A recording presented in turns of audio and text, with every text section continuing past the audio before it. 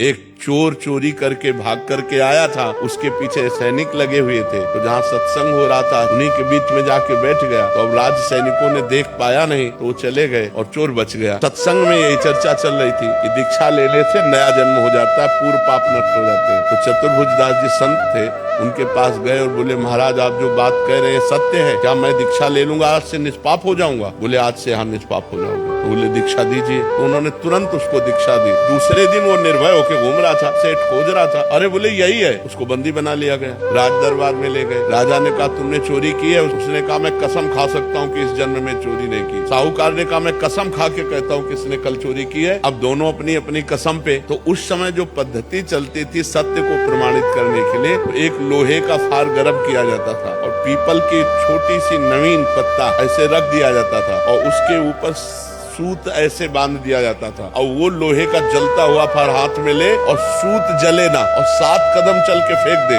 वो सत्य माना जाता था। तो ऐसा ही चोर के साथ किया गया। जे ही पूरी पद्धति करके ऐसे फार और 7 कदम चला फेंक दिया, बिल्कुल सूत ज्यों का त्यों। अब तो राजा ने सेठ को कहा ऐसे फांसी दो। जब उसकी फांसी की बात कहते बोले सरकार नहीं वो भी सही है। बोले कहानी ये है कि हमने कल चोरी की थी लेकिन फिर हमने दीक्षा ले ली, तो दीक्षा से नया जन्म हो जाता है, इसलिए मैंने इस जन्म में चोरी नहीं की।